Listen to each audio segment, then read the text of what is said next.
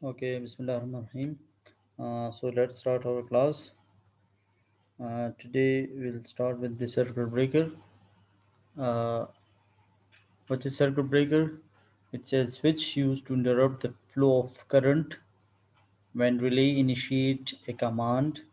Mechanical separation of the contacts will be occurred. Circuit breaker आपको पता है कि एक प्रोटेक्टिव स्विच गियर है, प्रोटेक्टिव डिवाइस है और सर्किट ब्रेकर के साथ हम रिले भी लगाते हैं।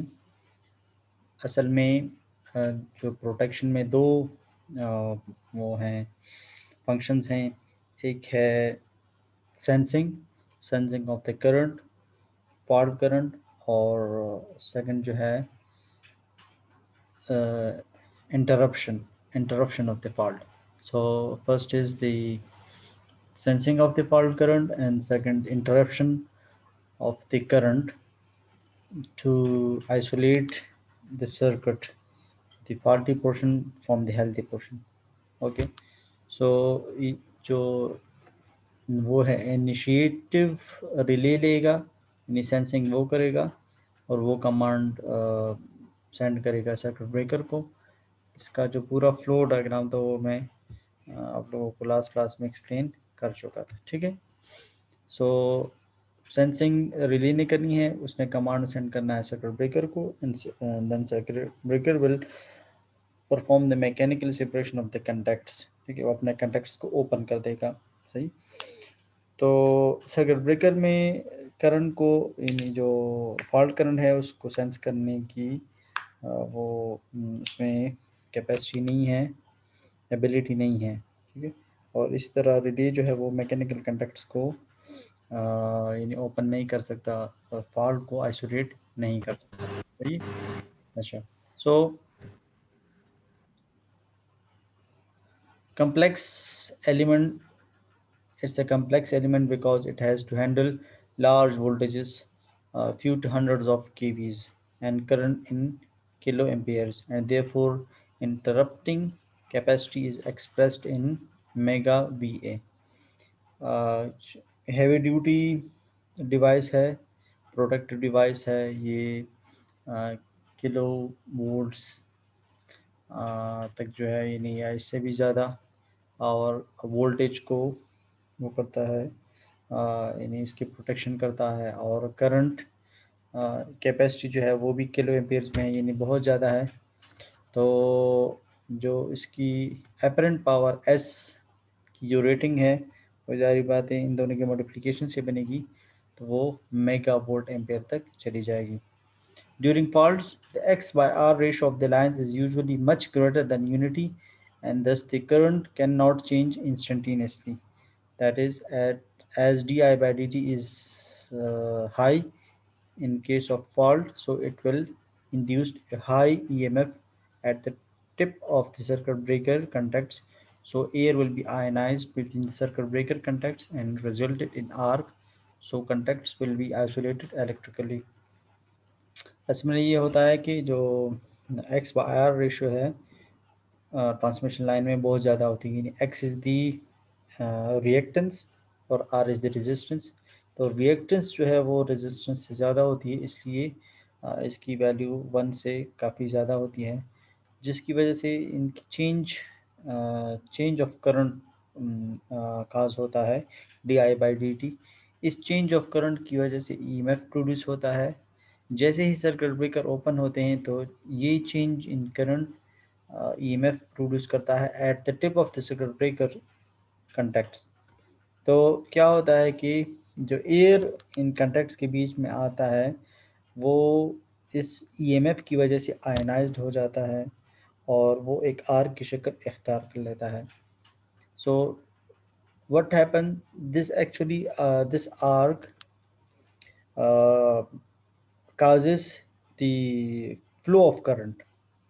Means physically we have the isolated contacts, but electrically both these contacts are short. So although these are open, but electrically this is not open. Electrically these are connected. So that is because of this arc, and that arc originates from the ionization of the air between the contacts, and that ionization of the air is because of EMF, and this EMF is actually because of the di by dt, and this di by dt is because of the greater ratio of x by r. So uh, many uh, mechanisms have been applied to arc, to quench this arc. Okay, sometimes we are using the splitter or the horn type gap. Okay, so to mm, cut out this arc, but it is very high arc, so for this purpose we are using the arc quenching media. So oil and gases, means SF6 gas or many other gases are used for quenching this arc. Okay, so the abrupt change in current, if it happens due to switch opening, will result in indefinite infinite di by dt, and hence will induce infinite voltage. Even with finite di by dt, the induced voltage will be quite high. The high induced voltage developed across the circuit breaker will ionize the dielectric between its terminal, resulting in arcing. यानी जो D I by D T है, इसकी value बहुत ज़्यादा होती है, infinite तक होती है। अगर ये फाइनाइट भी हो तब भी ये आयनाइजेशन ऑफ एयर काज करती है between the conducts of the circuit breaker. So when current is in circuit breaker goes through the zero crossing of the sinusoidal waveform, the arc can be extinguished, means quenched. However, if the interrupting medium has not regained its dielectric properties, then the arc can be restruck after zero crossing, especially at the peak of the waveform. यानी जो अगर change in current की वजह से जो sinusoidal waveform बनता है, वो जब ज़ीरो पे हो जाता है, यानी ज़ीरो क्रॉसिंग पे होता है, सो उस वक्त आर्क भी ज़ीरो हो जाता है। यानी ये पॉइंट है सही। सो इस वक्त आर्क भी ज़ीरो हो जाता है, बिकॉज करंट ज़ीरो हो जाता है। ठीक है, अगर जो ही ये ज़ीरो को क्रॉस करता है, फिर दोबारा आर्क स्टार्ट हो जाता है। इसको हम रीस्ट्राइकिंग वोल्टेज कहते हैं। ठीक है, रीस्ट्राइकिंग, जब तक कि डाइलेक्ट्रिक जो मटेरियल है उसकी स्ट्रेंथ इतनी है कि ये दोबारा रीस्ट्रक कर सके, तो वो करेगा। सही, तो इसलिए हमने क्या करना है कि जो डाइलेक्ट्रिक स्ट्रेंथ है मीडियम का, उसको स्ट्रॉन्ग करना है, ताकि आयनाइजेशन वीक हो, यानी आयनाइजेशन काज ना हो। आयनाइजेशन क्यों काज होती है? क्योंकि जो कंटेक्ट्स हैं, इनके बीच जो एयर है, उसकी डायलेक्ट्रिक स्ट्रेंथ वीक हो जाती है इस आर्क की वजह से, इन आयनाइज पार्टिकल्स की वजह से। जो आयनाइज पार्टिकल्स बढ़ते जाएंगे, एयर बिटवीन द कंडक्ट्स, इनकी जो डायलेक्ट्रिक स्ट्रेंथ है वो वीक होती जाएगी। सो जब ये ज़ीरो हो जाएगा, तो उस वक्त आर्क तो फॉर द टाइम बीइंग एक इंस्टेंट के लिए ज़ीरो हो जाएगा, क्योंकि ये आर्क इसी करंट की वजह से, ईएमएफ की वजह से है। अगर ये ईएमएफ ज़ीरो क्रॉसिंग पे होगा, so the arc at that particular time will be zero. But once it passes through the zero point, so what will happen, the as the dielectric strength of the medium is not enough stronger, so it will restruck, and we will have more arc again. So for this purpose we are using the arc quenching media. Usually, circuit breaker opening time lies in the 2 to 6 cycle range. Circuit breaker are characterized by the interrupting medium used, means uh, the name given to circuit breaker is because of the arc quenching media, means the oil circuit breaker, means oil is used as a arc quenching media. In vacuum circuit breaker, vacuum is used as arc quenching media. Similarly, in SF6 circuit breaker, so the name given to each circuit breaker is because of the media used for the arc quenching. So, mean arc quenching is very crucial for the protection. Circuit breaker opening mechanism require much larger power input than what logical element relay can provide. Hence, when relay issues a trip command, it closes a switch that energizes the circuit breaker opening mechanism powered by a separate DC source.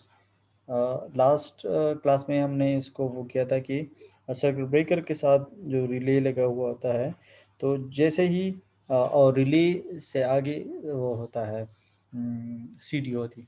सो सीटी की primary side वही transmission line होता है और उस transmission line में बहुत ज़्यादा हाई करंट फ्लो होता है। तो इसलिए हम रिले को उस लाइन पे डायरेक्ट नहीं इंस्टॉल करते। हम उस करंट को पहले रिड्यूस कर लेते हैं। उस करंट को रिड्यूस करने के लिए हम सीटी यूज़ करते हैं। तो सीटी जो है उस सेकेंडरी साइड पे उस करंट को रिड्यूस करके रिले को दे देता है। अब रिले क्या करेगा कि उसकी कैपेसिटी इस वजह से कम हो जाएगी, सही। और वो जैसे ही सेंस करेगा और अपनी वैल्यू अपने ट्रिप जो प्रीसेट वैल्यू है उससे अगर बढ़ेगा, तो वो इसके रिले जो है वो उसके कंडक्ट्स क्लोज हो जाएंगे, जिसकी वजह से जो डीसी सोर्स हमने लगाया हुआ है वो करंट स्टार्ट कर लेगा। नॉर्मल हालत में हेल्दी करंट कंडीशन में क्या होगा कि जो स्टेशनरी बैटरी सोर्स है उससे कोई करंट फ्लो नहीं होगा। जो ही फॉल्ट अगर होगा रिले के कंडक्ट्स क्लोज होंगे, तब जाके उस बैटरी से करंट फ्लो स्टार्ट कर लेगा। और इसी यही बैटरी असल में वो जो मैकेनिकल ऑपरेशन है कंटैक्ट्स सर्किट ब्रेकर के कंटैक्ट्स के ओपन होने का, ये बैटरी के करंट से यही मैकेनिज्म होगा, सही।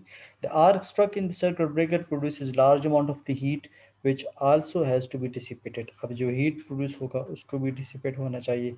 तो आर्क क्वेंचिंग मीडिया इस हीट को भी यानी डिसिपेट करता है और इसी तरह जो आर्क है उसको भी क्वेंच करता है। अच्छा, प्रोटेक्शन डिज़ाइन क्राइटेरिया। किसी भी सर्किट ब्रेकर को या प्रोटेक्ट एलिमेंट को सेलेक्ट करने के लिए कुछ कंडीशंस होती हैं। उनमें सबसे पहले उसकी रिलायबिलिटी है, यानी क्या है कि यानी वो उसकी लाइफ बहुत ज़्यादा हो, सही।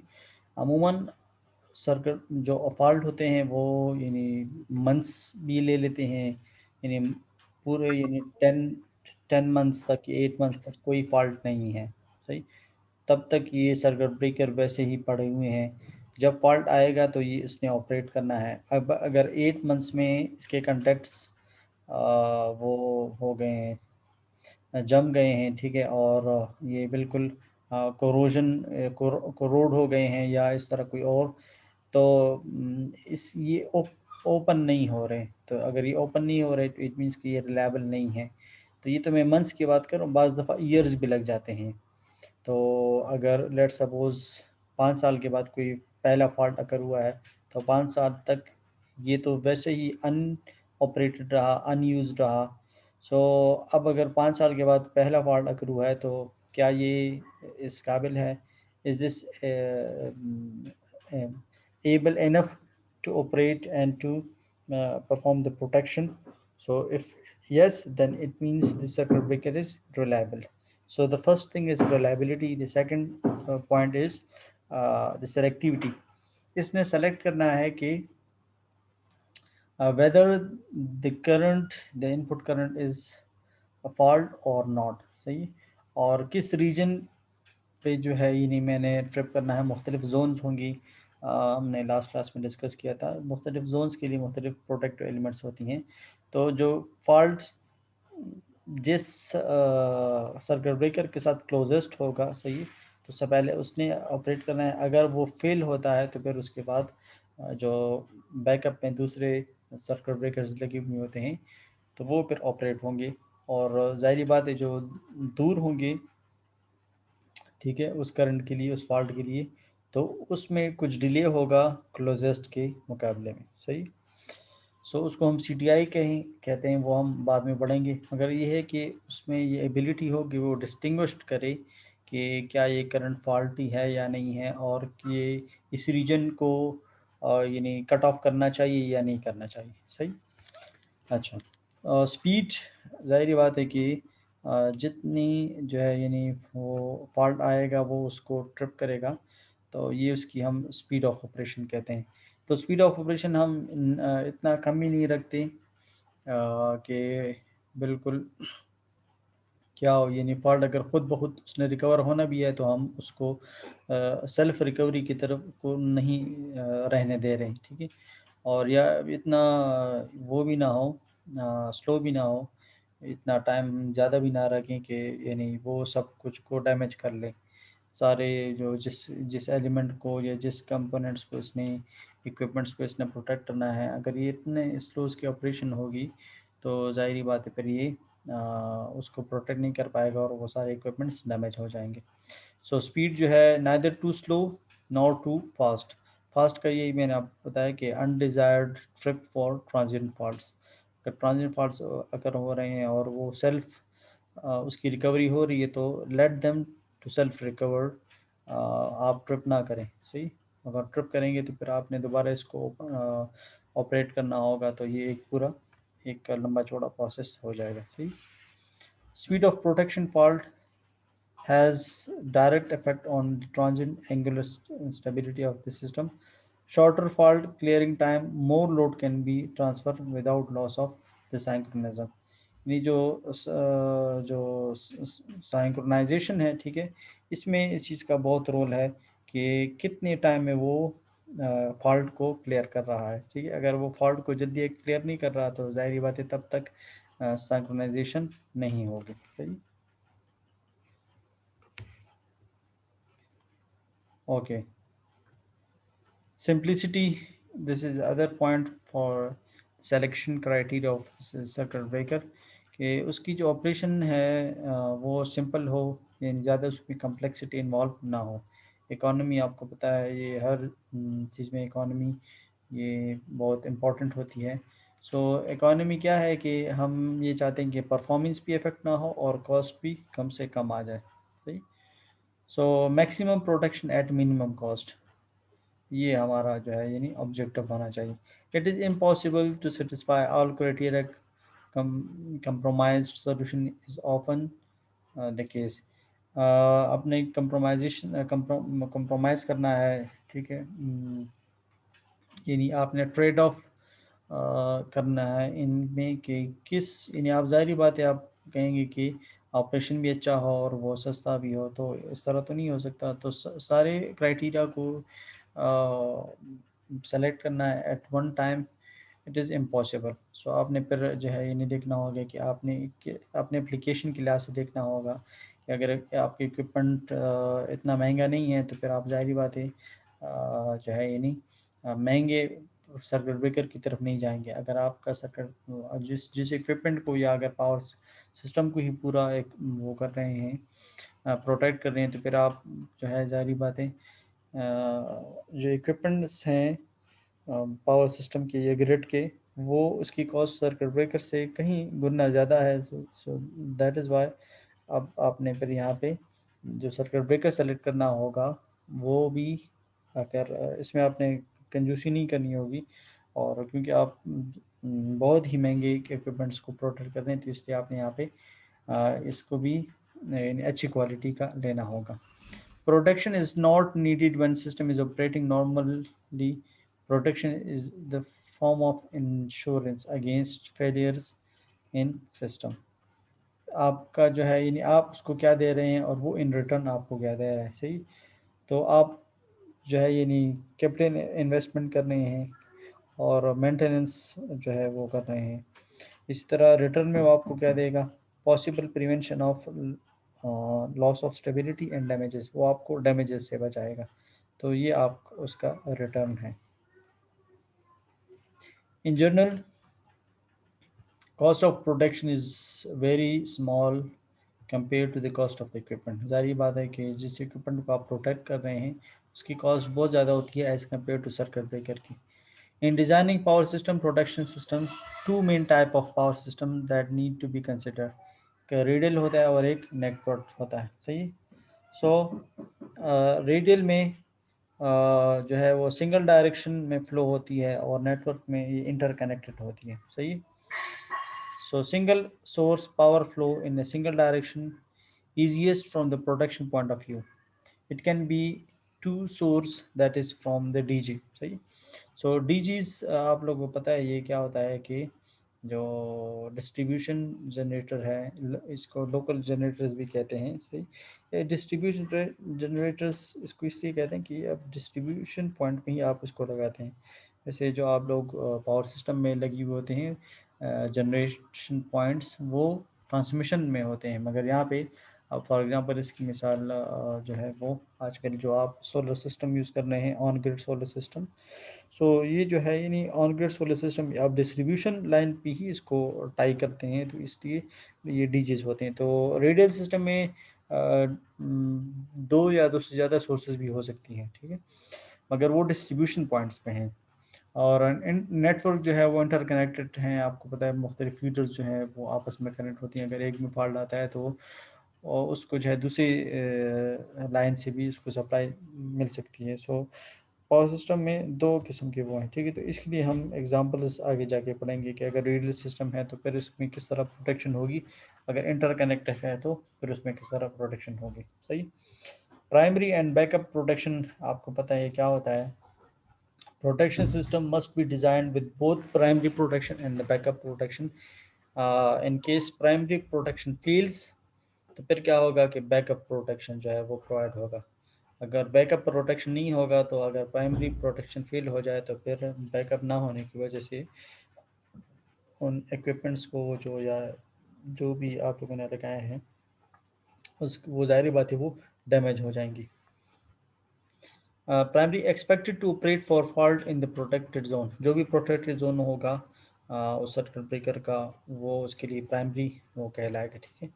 और backup protection after some delay it will operate, कुछ देर के बाद अगर प्राइमरी फेल होता है तो फिर हम बैकअप प्रोटेक्शन को डिले कुछ हम खुद इसकी सेटिंग करते हैं और हम ये कहते हैं कि इतने टाइम के बाद वो दोबारा फिर दूसरा सर्किट ब्रेकर वो लाजमी वो हो जाए, ट्रिप हो जाए, ठीक है। Intended to supplement the primary, it will not operate if primary already operated। हाँ, अगर प्राइमरी ऑलरेडी ऑपरेट हुआ है तो फिर बैकअप को ऑपरेट करने की ज़रूरत नहीं है, क्योंकि बैकअप प्रोडक्शन असल में किसी और जोन में लगा हुआ है। अगर वो भी क्लोज हो जाए तो वो हेल्दी कंडीशन को आप इंटेंशनली क्लोज कर रहे हैं, जो कि अच्छा नहीं है। तो हाँ, अगर बैकअप प्रोटेक्शन प्राइमरी फेल हो जाए और बैकअप आपने ऑपरेट बैकअप ने ऑपरेट करना है तो मजबूरन ज़ाहिर बात है फिर वो हेल्थ फॉल्टी के साथ अपने रीजन का जो हेल्दी जोन है उसको भी सप्लाई इंटरप्ट करनी होगी। अगर वो तो ज़ाहिर बात है कि प्राइमरी ने काम नहीं किया तो इस वजह से बैकअप को हेल्दी सर फॉल्टी के साथ हेल्दी को भी वो पावर सप्लाई इंटरप्ट करनी होगी। मगर जब प्राइमरी काम कर रहा है तो बैकअप को कोई ज़रूरत नहीं है, ठीक है। अच्छा, बैकअप की वजह से greater portion of the load वो डिस्कनेक्ट होगा, ठीक। ये जोन्स हैं, ठीक है। ईच प्रोटेक्टिव जोन है इट्स ओन प्रोटेक्शन रिले। हर प्रोटेक्टिव जोन का, ये देखें डॉटेड लाइंस में जो शो हुई हैं, ये जो है यानी एक जोन को वो कर रहा है कि कौन सा जो सर्किट ब्रेकर है या रिले है, ये जिस रीजन तक काम करता है ये इसकी जुरिस्डिक्शन कहलाती है, ठीक है। Each protective zone has its own protective relays for detecting fault in that zone and its own circuit breaker to disconnect that zone from the rest of the system, ठीक है। इसका अपना सर्किट ब्रेकर वो operate करेगा, तो ये primary कहलाएगा। अब अगर ये फेल हो जाए तो फिर दूसरे जोन का सर्किट ब्रेकर जो इसके साथ इंटरकनेक्टेड है वो फिर जारी बात है उसने ऑपरेट करना होगा। तो इन जोन्स को इंटरकनेक्टेड सिस्टम में हम इस तरह ओवरलैप करते हैं ताकि अगर एक ऑपरेट ना हो जाए तो दूसरा ऑपरेट हो जाए। ये इस ओवरलैपिंग का ये फ़ायदा होगा, सही। Overlapping around the circuit breakers. Circuit breakers are inserted in the overlapping zone. Any fault between the CTs will operate both zone 1 and zone 2 relay and trip all the circuit breakers in the two zones to overlap zone। यानी अब ये देखिए zone 1 है, ठीक है, और ये जो है जोन 2 है। तो अब अगर एक ऑपरेट नहीं होता, ये देखिए C T for zone 1, C T for zone 2, सही। तो अगर एक ऑपरेट नहीं होता तो फिर जारी बात है दूसरा ऑपरेट होगा, जिसकी वजह से पूरा जोन 1 और जोन 2 फिर दोनों जो हैं वो अफेक्ट होंगे, बिकॉज दे आर ओवरलैप। ये देखिए पूरा ओवरलैपिंग सिस्टम है, जोन 1 2 3 4 5 6, तो एक दूसरे के साथ दूसरा तीसरे के साथ इस तरह ये आपस में ओवरलैपिंग जोन्स हैं, ठीक है। अच्छा, फिर types of protection, over current protection, सही है, और डिफरेंशियल प्रोटेक्शन और डिस्टेंस प्रोटेक्शन, सही।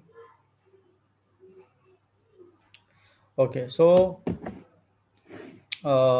mainly used in distribution, or current protection mainly used in distribution system, radial system, inverse time over current relay। अच्छा, ये ओ inverse time over current relay ये क्या है? Speed of response if proportionally related to amount of the fault current, यानी is inversely proportional to the amount of the fault current. इस वजह इसको इनवर्स टाइम रिले कहते हैं। मतलब ये है कि जितना फॉल्ट ज़्यादा होगा उतना उसने टाइम कम लेना होगा फॉल्ट को आकर आने में, यानी ये इसकी वो है इनवर्स टाइम रिले का ऑपरेटिंग वो ये होगा कि जितना फॉल्ट ज़्यादा होगा, ठीक है, उतना जो है उसने कम टाइम लेना होगा। तो ये हुआ फॉल्ट करंट, ठीक है, और ये हुआ ऑपरेटिंग टाइम। ऑपरेटिंग टाइम, सही। अगर आप देख रहे हैं तो यानी फॉल्ट अगर कम है तो ये जो है यानी ज़्यादा टाइम लेगा ऑपरेशन में, ठीक है। और अगर ये फॉल्ट ज़्यादा है तो फिर ये जल्दी से जल्दी ऑपरेट हो जाएगा, यानी स्पीडी ऑपरेशन इसकी होगी। तो इसको हम कहते हैं इन्वर्स टाइम ओवर करने के लिए। ये बाद में आके हम डिटेल से पढ़ेंगे, बाकायदा इसमें हम न्यूमेरिकल एग्जांपल्स करेंगे और इसको समझने की कोशिश करेंगे, ठीक है। सो ओवर करंट, ये एक ओवर करंट प्रोटेक्शन, ठीक है, एक है डिस्टेंस डिफरेंशियल प्रोटेक्शन, ठीक है। मुख्तलिफ अपरेटिस है, उनको प्रोटेक्ट करने के लिए जो प्रोटेक्शन सिस्टम यूज़ होता है तो वो उसको हम कहते हैं डिफरेंशियल प्रोटेक्शन। यानी बस बस बार्स हैं इनकी प्रोटेक्शन, या ट्रांसफार्मर्स हैं इनके प्रोटेक्शन, या जनरेटर्स हैं इनकी इंडिविजुअल प्रोटेक्शन के लिए जो सिस्टम प्रोटेक्शन सिस्टम यूज़ होता है वो कहलाता है डिफरेंशियल प्रोटेक्शन, सही। और हाई वोल्टेज ट्रांसमिशन लाइन के लिए जो प्रोटेक्शन सिस्टम यूज़ होता है वो कहलाता है डिस्टेंस। तो हर एक को हम डिटेल से पढ़ेंगे, ओवर करंट को भी पढ़ेंगे, डिफरेंशियल को भी, डिस्टेंस को भी हम डिटेल से पढ़ेंगे। फिर फॉर द टाइमिंग जस्ट मैंने इसकी आपको सिर्फ लिस्ट किया है कि कौन कौन से टाइप्स ऑफ प्रोटेक्शन सिस्टम हो सकते हैं, सही। So let's start with over current protection, ठीक है। हम डिटेल से ओवर करंट प्रोटेक्शन सिस्टम पढ़ेंगे, फिर उसके बाद डिफरेंशियल और सारा, ठीक है। So let's start with the overcurrent protection. This scheme is used in radial distribution system to protect apparatus during faults, typically short circuits that will lead to current much above the load current, सही। तो जो short यानी load current अगर 1 ampere है तो जो short current होता है वो उसके 10 टाइम्स या इसके लगभग होता है, यानी बहुत ज़्यादा होता है, ठीक है। सो अब इतनी ज़्यादा करंट अगर वो लोड की तरफ जाएगा तो ज़ाहिर बात है वो उसको डैमेज करेगा, क्योंकि ये उसकी नॉर्मल करंट से कहीं ज़्यादा है। सो ये this type of protection system is mostly use in distribution, radial distribution network. Radial मैंने आपको बताया कि जो यूनी डायरेक्शनल हो, सही। Over current relying and fuse protection uses the principle that when the current exceeds a predetermined value, it indicates presence of a fault, means short circuit, ठीक है। तो फ्यूज़ का और ओवर करंट रिले का यही है कि आपने एक प्रीसेट वैल्यू रखी हुई है, ठीक है। If the coming current, okay, is greater than the preset value, so what will happen? It will be considered as a fault, means this current will be considered as fault current. So uh, the overcurrent relay will operate, अगर fuse है तो वो fuse भी यानी उसका जो element है वो क्या हो जाएगा, यानी कट कट जाएगा और वो करंट के फ्लो को ब्लॉक कर देगा। सही। अच्छा, ये एक और करंट प्रोटेक्शन सिस्टम को जिसमें देखिए एक रेडियल डिस्ट्रीब्यूशन सिस्टम है, सिंगल सोर्स के साथ है, ये सिंगल सोर्स है, ठीक है। और ये दो बस बार हैं, ठीक है। और ये रिले 1 है और ये रिले 2 है। ये दो फॉल्ट्स हैं, मगर इसको वन बाय वन हम स्टडी करेंगे। फॉर एग्जांपल अगर सिर्फ फॉल्ट 1 अगर हुआ है तो क्या मैकेनिज़्म होगा। अगर फॉल्ट 1 अगर हुआ है और उसका अपना रिले ट्रिप नहीं कर पाता तो फिर क्या बैकअप में क्या सिचुएशन होगी। और अगर फॉल्ट 2 है तो यानी कौन से फॉल्ट किस रिले की जुरिस्डिक्शन में आती हैं, तो वो सारा हम इसमें वन बाय वन डिस्कस करेंगे, ठीक है। So let's start with fault 1। Okay, to relay R1, both stream fault 1 and fault 2 are visible. That is, if F1 as well as IF1 as well as IF2 passes through CT of R1। जो current यानी ये देखें ना, ये current जब यहाँ से आ रहा है, ठीक है जी। सो अगर ये लेट सपोज मैं इसको कहूँगा कि IF1 है, सही। तो वो यहाँ से आ रहा है। अब दूसरा करंट है, ठीक है, और वो ये वाला करंट है, ठीक है। इसको मैं कह देता हूँ IF2 यानी करंट फॉर फॉल्ट 2, ठीक है। जो कि बहुत ज़्यादा करंट है, मैंने आपको अभी बताया शॉर्ट सर्किट फॉर एग्जांपल है करंट है से। अब देखें, अगर रिले R1 को देखें तो इसमें ये वाला करंट IF1 भी फ्लो हो रहा है और IF2, दोनों करंट इससे पास हो रहे हैं। तो विजिबल का ये मतलब है कि ये उसको से पास हो रहे हैं, यानी IF1 and IF2 both are passes through R1। और अगर हम R2 को देखें तो इसमें सिर्फ ये IF2 करंट फ्लो हो रहा है। Means IF2 is only visible current for R2, while for R1 both IF1 and IF2 are visible। सही है। तो इन दोनों में आप लोगों ने देखना होगा कि अब ये किस तरह ऑपरेट करेगा, ठीक है।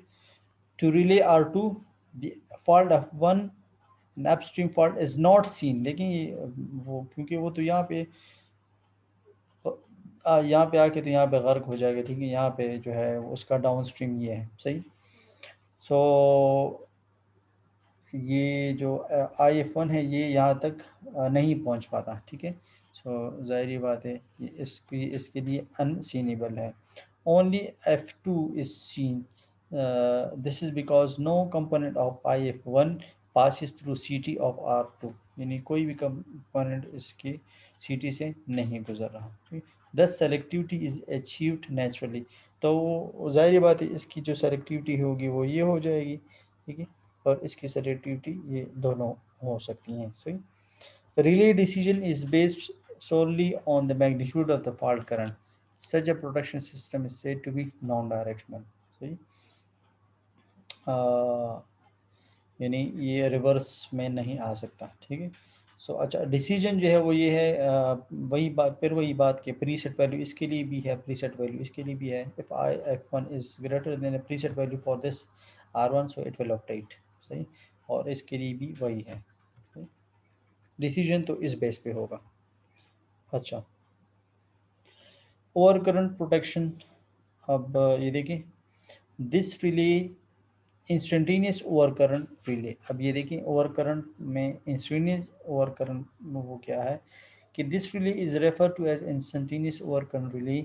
The relay operate as soon as the current in the coil gets higher than the preset value. वही बात, तो प्रीसेट वैल्यू के लिए हम इसको IP कहते हैं, ठीक है। दिस इज IP, ठीक। सो इफ़ ये देखें ये पूरा करंट है, ये भी करंट है, ये भी करंट है, ये सारे करंट की वैल्यूज़ हैं, सही। अच्छा, और ये जो बॉर्डर लाइन है this is for the IP means preset value. If the current is less than this IP means this portion, so what will happen? No trip, see? And if I is greater than means this portion, see? Then IP, then what will happen? It will trip. There is no intentional time delay set, इसमें कोई time delay हमने नहीं दिया, सही। वो inverse current relay में फिर होता है, सही। इसका ऑपरेशन तो बिल्कुल स्ट्रेट लाइन है, ये है बस प्रीसेट वैल्यू है, अगर उससे ज़्यादा है तो ट्रिप करेगा, नहीं है तो ठीक है। और जो इन्वर्स है वो फिर उसका ऑपरेशन इस तरह होगा, ये फिलहाल इन्वर्स नहीं है। अट्रैक्टेड आर्मेचर टाइप रिलीज जो है वो इंस्टेंटेनियस ओवर करंट रिले कहलाती हैं, ठीक है। अच्छा, अब ये जो है सेकंड टाइप का है, these are inverse time current over current protection relays, सही। इसमें भी वही होता है, प्रीसेट वैल्यू इसमें भी होती है। इसमें भी वही कंडीशन है कि जब आई प्रीसेट वैल्यू से ज़्यादा हो जाए तो वो ऑपरेट करेगा, मगर यहाँ पे फ़र्क सिर्फ जो है वो टाइम ऑफ ऑपरेशन का है, कि जो टाइम है यहाँ पे यानी दो सेटिंग्स हो सकती हैं, एक प्रीसेट फॉर द करंट यानी करंट टैप सेटिंग, ठीक है, और एक है टाइम डायल सेटिंग। तो दो सेटिंग्स हैं, एक है करंट टैप सेटिंग और एक है टाइम डायल सेटिंग, सो ये दो। सो इन दोनों को हम पढ़ेंगे कि ये किस तरह होगा, सही। तो अभी चूँकि वो जूम का टाइम लिमिट वो ओवर हो रहा है, तो मैं अटेंडेंस ले लेता हूँ फर्स्ट क्लास के लिए, ठीक है। और फिर जो है यानी 10 मिनट्स के बाद हम दोबारा लॉग इन हो जाएंगे, मैं आपको लिंक सेंड कर दूंगा। तो फिर उसमें हम ये सेकंड पोर्शन में फिर हम ये इंस्टेंटेनियस रिले के बारे में पढ़ लेंगे, सही। सॉरी, इन्वर्स करेंगे, ठीक है। ये इन्वर्स, ये देखिए इसमें अभी यहाँ पे हम टाइम डायल का वो कर रहे हैं, ठीक है। और ये फिर जो है यानी रेडियल सिस्टम, फिर अगेन हमने एग्जांपल लिया और हम इसमें 3 ब्रेकर्स हैं, B1 B2 B3। तो ये किस तरह ऑपरेट होंगी, अगर फॉल्ट F1 अगर होता है तो क्या होगा, अगर फॉल्ट F2 अगर होता है तो क्या होगा। तो ये सारा जो है यानी किस वक्त कौन सा रिले ऑपरेट करेगा।